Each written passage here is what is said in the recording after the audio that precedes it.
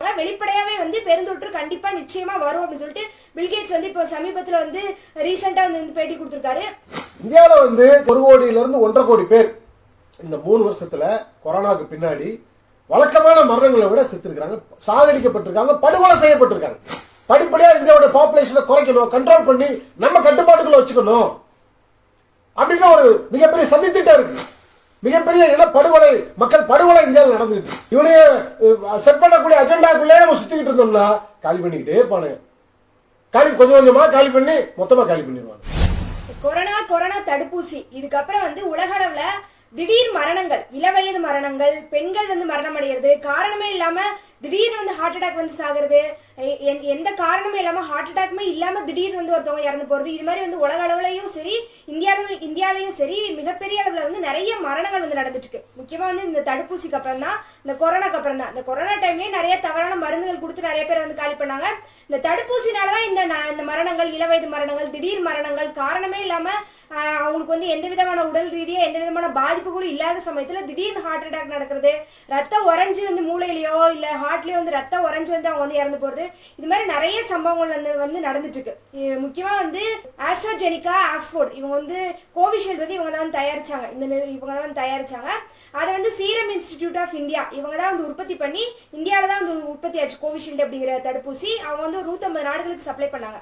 இந்த கோவிஷீல்டு தடுப்பூசினால வந்து மிகப்பெரிய பாதிப்பு இருக்கு அப்படின்னு சொல்லிட்டு ஒரு 50 பேர் சேர்ந்து, பிரிட்டனை சேர்ந்த ஒரு 50 பேர் சேர்ந்து ஒரு வழக்கு வந்து பதிவு பண்றாங்க. இந்த கோவிஷீல்டு தடுப்பூசி வந்து போட்டதுக்கு அப்புறமா ரத்த முறைதல் பிரச்சனை வந்து அதிகமாகி பிரெயின்லயோ இல்ல ஹார்ட்லயோ வந்து ரத்த முறைதல் ஏற்பட்டு நிறைய பாதிப்புகள் ஏற்பட்டு இறந்து போறாங்க. எங்களுக்கே அந்த மாதிரி பாதிப்புகள் வந்துருக்குன்னு சொல்லி ஒரு 50 பேர் சேர்ந்து வழக்கு பதிவு பண்றாங்க. 100 மில்லியன் யூரோ வந்து நஷ்டஈடா கொடுக்கணும், அந்த நிறுவனம் வந்து நஷ்டஈடா கொடுக்கணும் அப்படின்னு சொல்லிட்டு வழக்கு பதிவு பண்றாங்க. இந்த வழக்குல வந்து அந்த கோவிஷீல்டு தயாரிக்கக்கூடிய நிறுவனங்கள் வந்து நிறுவனம் வந்து என்ன வந்து ஒத்துக்கிறாங்க அப்படின்னா, ஆமா பாதிப்பு இருக்கு, ரேரான கேசஸ்ல வந்து இந்த மாதிரி வந்து பாதிப்பு நடக்குதுன்னு சொல்லிட்டு அவங்க வந்து ஒத்துக்கிட்டு சமீபத்துல வந்து ஒத்துக்கிட்டாங்க. மிகப்பெரிய அளவுல அது வந்து தாக்கத்தை ஏற்படுத்துச்சு. ஏற்கனவே மக்கள்கிட்ட வந்து நிறைய சந்தேகங்கள் இருக்கு. நிறைய இடங்கள்ல மக்கள் வந்து உலக அளவுல வந்து இதயத்தை நிறுத்தக்கூடிய தடுப்பூசியை போடாத, இதயத்தை நிறுத்தக்கூடிய கொரோனா மருந்துகளை கொடுத்து கொள்ளாதுன்னு சொல்லி ஸ்டார்டிங்ல இருந்தே மக்கள் வந்து போராட்டங்கள் நடத்திட்டு இருந்தாங்க. உலக அளவுல பெரிய விவாதமா நடந்துட்டு இருந்துச்சு. இந்த கோவிஷீல்டு தயாரிக்கக்கூடிய இந்த ஊசி அது வந்து மரணங்கள் நடக்கிறதுக்கு வாய்ப்பு இருக்கு அப்படின்னு சொல்லி அவங்க ஒத்துக்கிட்டதுக்கு அப்புறம் இந்த விவாதம் வந்து பெரிய அளவுல நடந்துச்சு. இது ஒரு முக்கியமான விஷயம். இப்ப சமீபத்துல பில்கேட்ஸ் வந்து கொரோனா மாதிரியான பெருந்தொற்று வந்து வரது வந்து நிச்சயம், கண்டிப்பா வந்து வரும் காலங்களில் வந்து நிச்சயமா வந்து பெருந்தொற்று வந்து வரும் அப்படின்னு சொல்லிட்டு பில்கேட்ஸ் வந்து சமீபத்தில் சொல்லியிருக்க வந்து மிகப்பெரிய அளவுல வந்து, ஏன்னா இவங்கெல்லாம் பிளான் பண்ணி தான் வந்து இந்த கொரோனா வந்து கொண்டு வந்தாங்க. 2020 காலகட்டத்தில் வந்து கொரோனா அப்படிங்கிறது வந்து கொண்டு வந்தாங்க. இப்போ பில்கேட்ஸ் வந்து சொல்லியிருக்கிறது வந்து சாதாரணமா வந்து நம்ம கடந்து போக முடியாது. அது மட்டும் இல்லாம வந்து உலக தலைவர்கள் வந்து இப்ப அமெரிக்கால வந்து கூடி பேசுறாங்க. இப்ப மோடி கூட வந்து இப்ப வந்து அடிக்கடி வந்து அமெரிக்காவுக்கு வந்து போறாரு, இப்ப கூட வந்து போயிருக்காரு. உலக தலைவர்கள் வந்து அமெரிக்கால வந்து நிறைய பேர் வந்து கூடி பேசுறாங்க. இப்ப கொரோனா வரதுக்கு முன்னாடி 2020 கொரோனா வரதுக்கு முன்னாடி இதே சூழ்நிலை தான் வந்து உலக அளவில் இருந்துச்சு. அப்ப வந்து என்ன சூழ்நிலை அப்படின்னா, இப்ப இங்க இருந்து மோடி வந்து ட்ரம்ப்பை பாக்குறதுக்கு வந்து அமெரிக்காவுக்கு போனது, ட்ரம்ப் வந்து இங்க வந்து இந்தியாவுக்கு வந்து மோடியை பார்த்தது, ஜி ஜின்பிங் சீன அதிபர் வந்து இந்தியாவுக்கு வந்து மோடியை பார்த்தது, இது மாதிரி உலக தலைவர்கள் வந்து அப்ப வந்து கூடி பேசினாங்க. அதோட கொரோனா வந்துச்சு 2020 முன்னாடி. அதே மாதிரி ஒரு சூழ்நிலை தான் இப்பயும் இருக்கு. இப்பயும் வந்து உலக தலைவர்கள் ஃபுல்லா வந்து கூடி பேசுறாங்க. வெளிப்படையாவே வந்து பெருந்தொற்று கண்டிப்பா நிச்சயமா வரும் அப்படின்னு சொல்லிட்டு பில்கேட்ஸ் வந்து இப்போ சமீபத்துல வந்து ரீசெண்டா வந்து பேட்டி கொடுத்திருக்காரு. ஏற்கனவே இருக்க பாதிப்புகளை இன்னும் முடியல. இன்னும் வந்து இப்பதான் வந்து நிறைய பாதிப்புகள் வெளியில வர ஆரம்பிக்குது. எந்த ஒரு செய்தியா இருந்தாலும் மக்கள் வந்து நிறைய நியூஸ் வந்துட்டே இருக்கு. தினந்தோறும் இது மாதிரியான செய்தி வருது. அதுல ஃபுல்லா வந்து மக்கள் போய் வந்து கண்டிப்பா இது வந்து தடுப்பூசி தான், தடுப்பூசி மரணம் தான், இது வந்து எங்க சொந்த பந்தங்கள் நடக்குது, எங்க சுற்று வட்டாரங்கள் நடக்குது, எங்க நண்பர்கள் வட்டத்துல இருக்கு, தடுப்பூசினாலதான் இந்த மரணங்கள், இளவயது மரணங்கள், திடீர் மரணங்கள் நடக்குது அப்படின்னு சொல்லிட்டு மிகப்பெரிய அளவுல வந்து உலக அளவுலயும் விவாதமாயிட்டு இருக்கு, தமிழ்நாட்டிலயும் விவாதமாயிட்டு இருக்கு, இந்திய அளவுலயும் வந்து விவாதமாயிட்டு இருக்கு. மக்களுக்கு ஒரு பக்கம் இந்த பாதிப்புகள் வந்து இப்ப வந்து அதிக அளவுல வந்து வெளிப்பட்டு இருக்கு. இந்த சூழ்நிலையில திரும்பவும் வந்து கொண்டு வரலாமான்னு யோசிக்கிறாங்க. இது வந்து இப்படி ஒரு முக்கியமான விஷயம் வந்து நடந்துட்டு இருக்கு. இதை பத்தி வந்து யாருமே விவாதம் பண்றது கிடையாது. எதிர்கட்சிகள் யாருமே வந்து இந்தியாவில வந்து இதை பத்தி வந்து விவாதம் பண்றது கிடையாது. ஊடகங்கள் வந்து இதை பத்தி பேசுறதே கிடையாது. மக்கள் வந்து தெரிஞ்சுக்கணும் நம்மளை சுத்தி வந்து என்ன வந்து நடந்துட்டு இருக்கு, என்ன சதிவலை நடந்துட்டு இருக்கு. ஏன்னா வந்து இப்ப இவிஎம் வந்து தொடர்ச்சியா வந்து சொல்லிட்டே இருக்கும். உலக அளவுல வந்து எல்லா நாடுகள்லயுமே வெளிப்படையா வந்து இவிஎம் மிஷின்ல முறைகேடு பண்ண முடியும், தில்லுமுள்ளு பண்ண முடியும் சொல்லி வெளிப்படையா ஒத்துக்கிட்டு உலக நாடுகள் வந்து தடை செய்யப்பட்ட ஒரு கருவி தான் இவிஎம் கருவி, எலக்ட்ரானிக் ஓட்டிங் மிஷின். ஆனா அதை வந்து இந்தியால வந்து பயன்படுத்தி சொல்லிட்டே இருந்தோம் 2024 இவங்களோட பிளான் வந்து இது மட்டும்தான். மோடி கும்பலோட பிளான் வந்து பாசிச கும்பலோட பிளான் வந்து இவிஎம் மிஷின் மூலமா ஃப்ராட்தனம் பண்ணி ஆட்சியை பிடிக்கிறது மட்டும்தான் வந்து இவங்களோட பிளான். மக்கள் சப்போர்ட் சுத்தமா கிடையாதுன்னு சொல்லி இந்தியா ஃபுல்லா பயணம் பண்ணி மக்களை சந்திச்சு அவங்களோட மைண்ட் செட் என்ன, குஜராத்ல இருக்கக்கூடிய மைண்ட் செட் என்ன, இது எல்லாமே வந்து தெரிஞ்சுக்கிட்டு ஃபுல்லா வந்து சொன்னோம். இவிஎம்க்கு எதிராக வந்து நம்ம ஸ்ட்ராங்கா நின்னோம், நம்ம போராடணும் அப்படின்னா கண்டிப்பா வந்து இந்த பாசிச கும்பலை பிஜேபி வந்து திரும்பவும் ஆட்சிக்கு வர விடாம தடுத்துடலாம்னு சொல்லிட்டு எல்லா கட்சி தலைவர்களையும் போய் டெல்லியில வந்து காங்கிரஸ் உட்பட கம்யூனிஸ்ட் உட்பட எல்லா தலைவர்களையும் போய் மீட் பண்ணோம், நீ எல்லாருமே போராடணும்னு சொல்லிட்டு. ஆனா யாருமே அதுக்கு எதிராக வந்து போராடல. ஆனா மக்கள் போராடினாங்க. மக்கள் வந்து ஸ்ட்ராங்கா வந்து போராடினாலதான் இவங்களை வந்து மெஜாரிட்டி கிடைக்க விடாம தடுத்திருக்கோம். நம்ம மெஜாரிட்டி கிடைக்க விடாம தடுத்திருக்கோம். இதுவே ஒட்டுமொத்தமா வந்து எல்லா கட்சிகளும் வந்து முன்னாடி நின்று எல்லா மக்களும் சேர்ந்து வந்து போராடி இருந்தோம் அப்படின்னா இந்த 2024 இந்த பிஜேபி கும்பல வந்து ஆட்சிக்கே வர விடாம தடுத்திருந்திருக்கலாம். இப்படி ஒரு சூழ்நிலை நம்ம உருவாக்கி இருந்திருக்க முடியும். இதே மாதிரிதான் இந்த கொரோனா விஷயத்துல இப்ப வந்து அதான் வந்து நாங்க காஷன் கொடுக்குறோம். எல்லாம் ஃபுல்லா கூடி பேசுறானுங்க, வெளிப்படையா பேசுறாங்க, ஏற்கனவே பாதிப்பு இருக்கு. அதனால மக்கள் வந்து இதுக்கு முன்னாடி வந்து என்ன பாதிப்புகள் நடந்திருக்குங்கிறத முழுசா தெரிஞ்சுக்கணும், என்ன சூழ்ச்சி வந்து பண்றாங்கிறத வந்து தெரிஞ்சுக்கணும். அது சம்பந்தப்பட்ட ஒரு வீடியோ தான். அதாவது நிறைய மரணங்கள் நம்மளை சுத்தி நம்ம சொந்த பந்தங்கள்லயே நிறைய நடக்குது. யார்கிட்ட நம்ம வந்து பேசினாலும் இந்த மாதிரி வந்து ஆமாங்க எங்க சொந்தத்துல இப்படிதான் ஒருத்தர் இந்த மாதிரி திடீர்னு சொல்லி இறந்துட்டாரு, இப்படி செய்திகள் வந்து நம்ம ரொம்ப கேஷுவலா கேட்க முடியுது. அது முக்கியமா வந்து இந்த WH போட்டவங்க வந்து நிறைய மரணங்களை சந்திக்கிறாங்க அப்படிங்கிற செய்திகளும் நமக்கு வந்து அன்றாடம் கேள்விப்பட முடியுது. இது வந்து நம்மளை சுத்தி மட்டும் இல்லை, உலகம் பூராமே இந்த பிரச்சனை இருக்கு. முக்கியமா வந்து இந்தியாவில் வந்து இந்த கொரோனா காலகட்டத்துக்கு பின்னாடி மரணங்கள் வந்து பெரிய அளவில் அதிகரிச்சு. புள்ளி வரமே அரசாங்கம் கொடுக்க மாட்டான். 2020க்கு பிறகு இந்திய அரசாங்கம் வருஷம் வந்து ஸ்டாட்டிஸ்டிக்ஸ் கொடுப்பாங்க. ஒரு வருஷம் வந்து vital statistics of India, civil registration system, அது வந்து அந்த பிறப்பிறப்பு பதிவு மாநில அளவில் பதிவு பண்ணி அதை வந்து கம்பைல் பண்ணி இந்தியன் கவர்மெண்ட் வந்து வெளியிடுவாங்க. 2018 இந்தியாவில் வந்து அந்த வெளியிட்டிருக்கக்கூடிய அந்த வைட்டல் ஸ்டாட்டிஸ்டிக்ஸ் ஆஃப் இந்தியா வெளியிட்டிருக்கக்கூடிய அந்த புள்ளிவிவரத்தின்படி 2018 வந்து இந்தியாவில் மொத்த மரணங்கள் அப்படின்னு அவங்க சொல்லக்கூடிய புள்ளிவிவரம் வந்து 69,50,607. அதே மாதிரி 2019 76,41,076 சொல்றாங்க.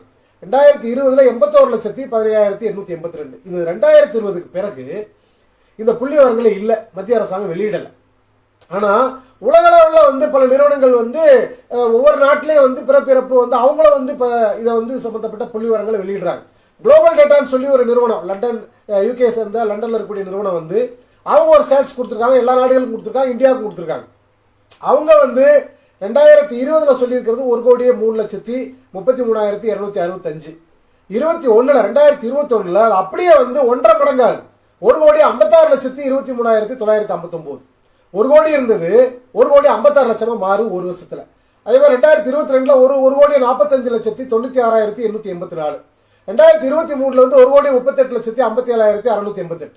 கிட்டத்தட்ட இந்த 2000 கோவிட்டுக்கு பின்னாடி, இந்த கொரோனாவுக்கு பின்னாடி, இந்த தடுப்பூசிகளுக்கு பின்னாடி பார்த்தா அதுக்கு முன்னாடி வந்து இந்தியாவுடைய புள்ளிவிவரங்கள் இறப்பு பார்த்தா சராசரியா 70 லட்சம் 80 லட்சம் அந்த ரேஞ்சில் இருக்கு ஒரு வருஷத்துக்கு. ஆனா இந்த குளோபல் டேட்டா சொல்லியிருக்கக்கூடிய இந்த புள்ளிவிவரத்துப்படி வந்து 2021 இருந்து இந்த கடைசியாக இந்த 3 வருஷம் 24 இன்னும் முடியல, இன்னும் அந்த புள்ளிவிவரங்கள் அவங்க வந்து அப்டேட் பண்ணல. இந்த 3 வருஷம் கொடுத்துருக்கூடிய புள்ளிவிவரத்தை பார்த்தோம்னா 1.5 கோடி சராசரியா வருது வருஷத்துக்கு. அப்ப 70-80 லட்சம் எங்க, 1.5 கோடி எங்க வருஷத்துக்கு? அப்போ எந்த அளவுக்கு அதிகமா இருக்கு? கிட்டத்தட்ட இவங்க புள்ளிவிவரத்தைப்படி பார்த்தா இந்தியாவில் வழக்கமா நடக்கக்கூடிய மரணங்களை விட இந்த 3 வருஷத்துல மட்டும் கிட்டத்தட்ட 1.5 கோடிக்கு மேல வந்து மரணம் அடைஞ்சிருக்காங்க. ரொம்ப ஷாக்கிங்கா இருக்குது. அதே மாதிரி உலக வங்கி வந்து ஒரு வருஷமும் வந்து டெத் ரேட் கொடுக்குறாங்க. ஒவ்வொரு நாட்டிலையும் வந்து வருடாந்திர டெத் ரேட் 1000க்கு எத்தனை பேர் சாகுறாங்க மரணம் அடைகிறாங்கன்னு சொல்லி ஒரு வருஷம் வருட வரையா கொடுக்குறாங்க.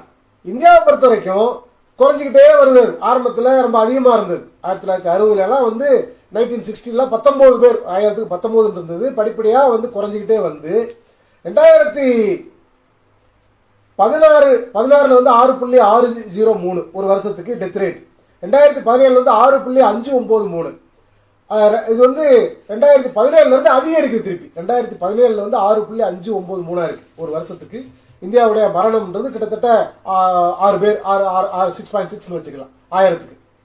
2018 அது 6.644 ரைஸ் ஆகுது.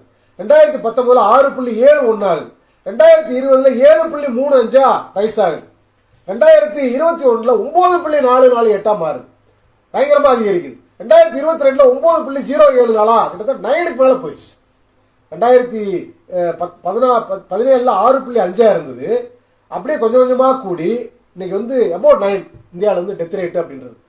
இந்த அளவுக்கு வந்து 6 இருந்தது 9 எப்படி மாறிச்சு, கிட்டத்தட்ட 1.5 மடங்கு 50% அதிகரிச்சிருக்கு வருஷத்துக்கு. இது எப்படி நடந்தது, ஏன் நடந்தது, ஏன் வந்து மத்திய அரசாங்கம் வந்து இந்த 3 வருஷத்துக்கான புள்ளி விவரங்களை ஏன் கொடுக்கல, ஏன் கொடுக்க மறுக்கிறாங்க, என்ன சதி நடந்துட்டு இருக்கு? இதுதான் இன்னைக்கு நம்ம விவாதிக்க வேண்டிய முக்கியமான விஷயம். ஏன்னா நீங்க உலக வங்கியோட இந்த புள்ளி விவரத்தைப்படி பார்த்தாலும் நம்முடைய பாப்புலேஷனுக்கு கணக்கு போட்டு பார்த்தீங்கன்னா கிட்டத்தட்ட சராசரியா 1,30,00,000 வருது ஒரு வருஷத்துக்கு டெத்து. ஒரு 70-80 லட்சமா இருந்தது 1,30,00,000, கிட்டத்தட்ட 50 லட்சம். இதுவும் இந்த கணக்குப்படி பார்த்தாலும் வருஷத்துக்கு 50 லட்சம் பேர் வந்து அதிகமாக மரணம் அடைந்திருக்கிறாங்க இந்த 21-22 இந்த காலகட்டத்தில். அப்போ இந்தியாவில் வந்து கிட்டத்தட்ட வந்து 1 கோடியிலிருந்து 1.5 கோடி பேர் இந்த 3 வருஷத்துல கொரோனாவுக்கு பின்னாடி வழக்கமான மரணங்களை விட செத்துருக்காங்க, சாகடிக்கப்பட்டிருக்காங்க, படுகொலை செய்யப்பட்டிருக்காங்க. மிகப்பெரிய படுகொலை, மக்கள் படுகொலை இந்தியாவில் நடந்துகிட்டு இருக்கு. இதை பத்தி எந்த மீடியாவும் விவாதம் பண்ணல, எந்த எதிர்கட்சிகளும் கொஸ்டின் பண்ணல. ஏன் இந்த புள்ளி விவரங்களை மத்திய அரசாங்கம் வெளியிடறது கூட யாரும் கேட்கல. எல்லாமே கூட்டுக்கலவாணிகளா இருக்காங்க. எப்படி இந்த இவிஎம் விஷயத்துல எல்லாரும் கூட்டுக்கலவாணிகளா இருந்து திருப்பி பிஜேபி கொண்டு வந்து உட்கார வைக்கிறானுங்கல்ல, எல்லா எதிர்கட்சி சேர்ந்தான் பண்றானுங்க. எல்லாரும் கூட்டுக்கலவாணிங்க இதுல எதுக்குற மாதிரி நடிப்பானுங்க. கடைசியா எலெக்ஷன் வரும்போது ஏதாவது கோல்மால் பண்ணி திருப்பி அவனை தான் வந்து உட்காருவானுங்க, பிஜேபி தான் வந்து பவர்ல உட்காருவானுங்க. இதுதான் நடந்துட்டு இருக்கு இந்தியாவில். எப்படி அதுல எல்லாம் கூட்டுக்கலவாணிகளா இருக்கிறானுங்களோ அதே மாதிரி மக்களை கொலை பண்ற விஷயத்திலையும் கூட்டுக்கலவாணிகளா இருக்கிறாங்க. இதான் இன்னைக்கு நம்ம மக்கள் புரிஞ்சுக்க வேண்டிய உண்மை. ஊரடங்கு நீ வந்து பாத்தீங்கன்னா அந்த லாக்டவுன், மோடி போட்ட லாக்டவுன் வந்து 4 மணி நேரம் அவகாசத்தில் இந்தியாவை டோட்டல் இந்தியாவை நிப்பாட்டினாங்க. உலகத்திலே எந்த ஒரு நாட்டிலையும் இந்த ஒரு கொடுமை, இந்த ஒரு கொடூரம் நடக்கல. இவ்வளவு பெரிய நாடு, 140 கோடிக்கு மேல இருக்கக்கூடிய மக்கள் இருக்கக்கூடிய இவ்வளவு பெரிய தேசத்தை வெறும் 4 மணி நேரம் அவகாசத்துல 8 மணிக்கு சொல்லி 12 மணிக்குல இருந்து லாக்டவுன் சொல்லி அப்படியே ஒட்டுமொத்த தேசத்தையும் அப்படியே ஸ்டாண்ட் ஸ்டில் ஆக்கி எவ்வளவு பெரிய பாதிப்பு. அதனால எத்தனை மக்கள் வந்து நடந்தே செத்தாங்க, எத்தனை மாணவர்களுடைய, எவ்வளவு கோடிக்கணக்கான மாணவர்களுடைய கல்வி பறி போச்சு, எவ்வளவு பேருடைய சிறு குறு தொழில்கள் காலியாச்சு. முழுக்க கார்பரேட்டுகளுக்கு சாதகமான, உலக லெவலில் இருக்கக்கூடிய கார்பரேட்டுகளுக்கும் அதே மாதிரி இந்தியாவில் இருக்கக்கூடிய அம்பானி அதானி மாதிரியான கார்பரேட்டுகளுக்கும் பெரும்பாலிகளுக்கு சாதகமாக இந்த கொரோனா சதி திட்டத்தை கொண்டு வந்து செயல்படுத்தினாங்க. நம்ம ஸ்டார்டிங்ல இருந்து நம்ம சொல்லிட்டு இருக்கோம். 2020 இவங்க வந்து லாக்டவுன் போடுற அன்னையில இருந்தே சொல்லிட்டு இருக்கோம், இந்த லாக்டவுன் தேவையில்லாதது. ஒரு லாக்டவுன் போட்டு மக்களை பூரா வீட்டுக்குள்ள அடைச்சு ஒரு வைரஸை கட்டுப்படுத்துறதுலாம் வந்து எவ்வளவு பெரிய மோசடி இது, உலகத்திலேயே மோசடி. அந்த மோசடி மிகப்பெரிய அளவில் செயல்படுத்துறது இந்தியா. ஏன்னா இவங்களுக்கு ஒரு நோக்கம் இருக்கு, இந்த பாசிஸ்டுகளுக்கு, இந்தியாவில் ஆளக்கூடிய இந்த பாசிஸ்ட் பார்ப்பன கும்பலுக்கு ஒரு உள்நோக்கம் இருக்கு, ஒரு சதி திட்டம் இருக்கு. இவங்களுக்கு படிப்படியா இந்தியாவோட பாப்புலேஷனை குறைக்கணும், கண்ட்ரோல் பண்ணி நம்ம கட்டுப்பாட்டுக்குள்ள வச்சுக்கணும் அப்படின்னு ஒரு மிகப்பெரிய சதி திட்டம் இருக்கு. அந்த சதி திட்டத்தின் அடிப்படையில தான் எல்லாமே எப்படி செய்யறானுங்க. இவனுக்கு கொண்டு வந்து டிமானிட்டைசேஷனா இருக்கட்டும், ஜிஎஸ்டியா இருக்கட்டும், இல்ல கொரோனா பேர்ல இவனுக்கு போட்ட லாக்டவுன்ஸா இருக்கட்டும், இவனுக்கு கொடுத்த மருந்துகளா இருக்கட்டும், தடுப்பூசிகளா இருக்கட்டும், இவனுக்கு நாடு பூரா வந்து போதைப் பொருள் பழக்கத்தை அதிகப்படுத்தி இன்னைக்கு நாடு பூரா இளைஞர்களை பூரா போதைக்குள்ள கொண்டு போறானுங்க, கஞ்சா அப்படின்னு எல்லாத்துக்குள்ளே கொண்டு போறானுங்க. எல்லாமே வந்து திட்டமிட்ட சதி. தமிழ்நாட்டில் எப்படி போதையை வந்து கொடுத்து மக்களை காலி பண்ணிட்டு இருக்கானுங்களோ அதே மாதிரி இந்தியா பூரா இன்னைக்கு நடந்துட்டு இருக்கு. எல்லாமே ஒரே ஒரு அஜெண்டா, ஒரு உள்நோக்கத்தோட. ஒண்ணு, இந்த ஆர்எஸ்எஸ் பாசிஸ்ட் கும்பல் நிரந்தரமா அதிகாரத்தில் இருக்கணும், அதுக்கு மக்கள் பூரா இவங்களுக்கு கட்டுப்பட்ட அடிமையிலா இருக்கணும், படிப்படியா மக்கள் தொகை குறைக்கணும். இதுதான் அவங்களுடைய நோக்கம். அதுக்கான சதித்திட்டம் தான் எல்லாமே பண்ணிட்டு இருக்காங்க. அதுல இந்த கொரோனா அப்படிங்கிறத உலக லெவல்ல போட்ட அந்த சதித்திட்டத்தில் இவனுக்கு தான் பெரிய லெவல்ல அதை வந்து பயன்படுத்தணும். இந்தியாவில தான் கிட்டத்தட்ட கொரோனா டெத்துன்னு சொல்றது சில லட்சம் தான், 4-5 லட்சத்துக்குள்ளதான் சொல்றானுங்க. ஆனா உண்மையிலேயே வழக்கமான டெத்தை விட 1.5 கோடி பேருக்கு மேல செத்து இருக்காங்க. எப்படி செத்தாங்க? நம்ம ஆரம்பத்திலே வந்து சொன்னோம், இதுக்கு பின்னாடி மிகப்பெரிய சதி இருக்குன்னு சொல்லி மோடி மீது தேச துரோக வழக்கு தொடரணும்னு சொல்லி குடியரசுத் தலைவருக்கு நம்ம வந்து பெட்டிஷன் கொடுத்தோம் 2021. அதுக்காக போராட்டம் நடத்தணும். திமுக அரசாங்கம் கைது பண்ணி சிறையில் அடைச்ச நந்தினியும் அந்த அளவுக்கு கொடுமைப்படுத்தினானுங்க. உண்மையாளர் வெளியில் கொண்டு வந்ததுனால என்ன சொன்னோம், இதுல ஏன் எந்த அடிப்படையில் தேச துரோக வழக்குன்னு சொல்லி சொல்றோம். அந்நிய சக்தியோட சேர்ந்து கூட்டு சதி பண்ற நீ தவறான மருந்து கொடுத்திருக்கிற ஆதாரபூர்வமா சொன்னோம். அப்ப வந்து ட்ரம்ப் வந்து ஜனாதிபதி, அமெரிக்க ஜனாதிபதி ட்ரம்ப் வந்து ஒரு ட்வீட் போடுறாப்ல, ட்விட்டர்ல வந்து ஒரு ட்வீட் போடுறாப்ல, கொரோனாவுக்கு மருந்துன்னு சொல்லி முதல்ல உலகமே வந்து இந்தியாவில் லாக்டவுனே அதுக்கு பிறகுதான் வருது. 25 தான் லாக்டவுனு. லாக்டவுனுக்கு 3 நாளைக்கு முன்னாடி 22/3/2020 ஹைட்ராக்சிக்ளோரோகுயின் ஒரு மருந்து வந்து கொரோனாவுக்கு தடுப்பு மருந்தா பயன்படும் அப்படின்னு சொல்லி எந்த ரிசர்ச்சும் இல்லாம WHO சொல்லல, எந்த ஒரு மருத்துவ நிபுணர்களும் சொல்லல. ஒரு அமெரிக்க அதிபராக இருந்த ட்ரம்ப் வந்து தன்னுடைய ட்விட்டர் பக்கத்துல இந்த மருந்து வந்து ப்ரொமோட் பண்றாப்புல. மறுநாள் next day, very next day Indian government வந்து அதை அக்செப்ட் பண்றான். மோடி அரசாங்கம் அதை அக்செப்ட் பண்ணி ஹைட்ராக்சிக்ளோரோகுயின் வந்து கொரோனாவுக்கு தடுப்பு மருந்தா பயன்படுத்தலாம், அதை கொடுக்கலாம், அதோட உற்பத்தி அதிகப்படுத்தலாம் அப்படின்னு சொல்லி 10 கோடி மாத்திரைகள் தயார் பண்ணி உடனடியா இந்தியா கூட சப்ளை பண்ணானுங்க. முதல் கட்டமா டாக்டர்ஸ்க்கு, நர்சஸுக்கு, முன்கள பணியாளர்களுக்கு, மக்களுக்கு எல்லாத்துக்கும் கொடுக்க ஆரம்பிச்சானுங்க. அப்பவே நம்ம வந்து இதுக்கு எதிராக வந்து மிகப்பெரிய அளவில் எதிர்ப்பு தெரிவிச்சோம். இந்த மருந்து வந்து இது எப்படி, இது இந்த மருந்தோட தன்மை என்ன அப்படின்னு சொல்லி அது சம்பந்தப்பட்ட விவரங்கள்லாம் வந்து ரிசர்ச் பண்ணி பார்க்கும்போது இது வந்து உடம்புல நோய் எதிர்ப்பு தன்மையை, நோய் எதிர்ப்பு சக்தியை தடுக்கக்கூடிய ஒரு மருந்து, திட்டமிட்ட ஒரு சதி. இது நோய் எதிர்ப்பு சக்தியை தடுக்கக்கூடிய மருந்து மாத்திரையை சாப்பிட்டோம்னு சொன்னா உடம்புல ஆட்டோமேட்டிக்கா உருவாக்கக்கூடிய இம்யூனைசேஷன் குறைஞ்சு நோய் இல்லாத கூட நோயாளியா மாறுவா. நோயாளியா மாத்துறதுக்கான ஒரு திட்டமிட்ட சதி தான் இந்த ஹைட்ராக்சிக்ளோரோகுயின். இந்த சதியை வந்து ட்ரம்ப் வந்து முன்னெடுக்கிறான். பின்னாடியே மோடி அதை ஃபாலோ பண்ணி இந்திய மக்களுக்கு பூரா கொடுத்து மிகப்பெரிய சிக்கலை வந்து உண்டு பண்றாங்கன்னு சொல்லி மோடிக்கே வந்து அப்போ வந்து நம்ம வந்து இதை வெளிப்படுத்தணும், மோடி கடிதம் எழுதணும். அதே மாதிரி இந்தியன் மெடிக்கல் அசோசியேஷன், இந்தியா பூரா இருக்கக்கூடிய அந்த டாக்டர்ஸ் அசோசியேஷனுக்கு ஆயிரக்கணக்கில் மெயில் அனுப்பணும். இந்த மாதிரி ஹைட்ராக்சிக்ளோரோகுயின் வந்து கொரோனாக்கான மருந்துன்னு சொல்றாங்க, இது எப்படி ஏற்றுக்க முடியும்? இது வந்து நோய் எதிர்ப்பு சக்தி தடுக்கக்கூடிய தன்மை இந்த மருந்துக்கு இருக்குது. அப்ப இதை மக்களுக்கு சாப்பிட்டா, இதை பயன்படுத்தினா கண்டிப்பா வந்து மரணங்கள் நடக்கும், நோயாளி வந்து இம்யூனைசேஷன் பவர் காலி ஆயிரும், திட்டமிட்டு சதி பண்றானுங்க அப்படின்னு சொல்லி தொடர்ந்து அதுக்கு எதிர்ப்பு தெரிவிச்சோம். அது மட்டும் இல்லாம ரெம்டெசிவிர் எத்தனையோ மருந்துகள், தவறான மருந்துகள் கொடுத்தாங்க கொரோனா காலகட்டத்தில். அது எல்லாத்தையுமே நம்ம வந்து அம்பலப்படுத்தணும், அதுக்கு எதிராக போராட்டம் நடத்தணும். இப்பயும் அதே மாதிரி ஒரு சூழ்நிலை தான் ட்ரை பண்ணிட்டு இருக்காங்க. அப்போ இவ்வளவு விஷயங்கள் வந்து நம்மளை சுத்தி நடந்துகிட்டே இருக்கு. இது வந்து ஏதோ வந்துச்சு போச்சுன்ற விஷயம் கிடையாது, அதோட பாதிப்புகள் தொடர்ந்துகிட்டே இருக்கு. ஏன், என்ன நடந்துச்சு, ஏன் இவ்வளவு பாதிப்புகள், இவ்வளவு மரணங்கள் ஏன் நடக்குது, தொடர்ந்து ஏன் இவ்வளவு மரணங்கள் நம்மளை சுத்தி நடக்குது, இவ்வளவு ஏன் வந்து இந்த மரணங்கள் சம்பந்தப்பட்ட முழுமையான விவரங்களை கூட மத்திய அரசாங்கம் வெளியிட மறுக்கிறான். இதை பத்தின கேள்விகள் நம்ம எழுப்ப வேண்டாமா? இதை பத்தின முழுமையான விவாதங்கள் நடக்க வேண்டாமா? இதெல்லாம் பேசாம என்ன அரசியல்? இதுதான் அரசியல். ஆக்சுவலா இதுதான் அரசியல், உண்மையான அரசியல். சும்மா இவங்க வச்சுக்கிட்டு, மீடியா வச்சுக்கிட்டு, சோசியல் மீடியா வச்சுக்கிட்டு பேசிக்கிட்டு இருக்காங்க, யூடியூப் வச்சுக்கிட்டு. இந்த நடிகர் அரசியலுக்கு வந்தா என்ன, இதனால என்ன அரசியல்? எல்லாமே RSS கட்டுப்பாட்டில் இருக்கக்கூடிய அடிமைகள் தான். இந்தியாவில் இருக்கக்கூடிய எல்லா அரசியல்வாதியுமே, எல்லா கட்சிகளுமே RSS கட்டுப்பாட்டில் இருக்கக்கூடிய அடிமைகள், உலக ஆதிக்க சக்திகளுடைய கட்டுப்பாட்டில் இருக்கக்கூடிய அடிமைகள் தான் எல்லா பேருமே. சுயமா சுதந்திரமா சிந்திக்கக்கூடிய அளவுக்கு, செயல்படக்கூடிய அளவுக்கு எந்த அரசியல்வாதிக்கு இன்னைக்கு தெம்பும் திராணி இருக்கு? ஒருத்தரும் கிடையாது. இன்னைக்கு எல்லாம் அவங்க என்ன டைரக்ட் பண்றாங்களோ அதுக்கேற்ற மாதிரி ஆக்ட் பண்ணிட்டு இருக்காங்க. அதை பத்தி பேசி, அதை பத்தி விவாதிச்சு என்ன ஆக போகுது? மக்களுக்கான ஒரு பொலிட்டிக்கல் பார்ட்டியே கிடையாது இந்தியாவில், கட்சியே கிடையாது. ஒரு கட்சி இருந்தா கூட இன்னைக்கு EVMக்கு எதிராக மிகப்பெரிய போராட்டம் வந்திருக்கும், பிஜேபி காலி பண்ணியிருக்கலாம், அதிகாரத்தில் இருந்த பாசிஸ்டுகளை காலி பண்ணியிருக்கலாம். கொரோனா மாதிரியான விஷயங்கள்ல தடுப்பூசிக்கு எதிராக எவ்வளவு போராட்டங்கள் நடத்தியிருக்கலாம். இவங்க நடத்துறவங்க கொண்டு வந்த சர்வாதிகாரமான லாக்டவுன்ஸ்க்கு எதிராக எவ்வளவு போராட்டங்கள் நடத்தியிருக்கலாம். எதுவுமே நடக்கலன்னா காரணம் என்ன? தனிநபர்களா போராடுறோம், எங்களை போன்றவர்கள் தனிநபர்களா போராடுறோம், ஜெயிலுக்கு போறோம், வழக்குகளை சந்திக்கிறோம், அடக்குமுறை சந்திக்கிறோம்.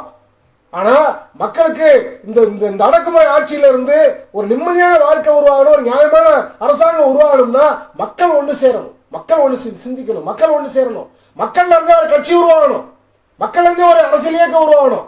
அது மட்டும்தான் தீர்வு.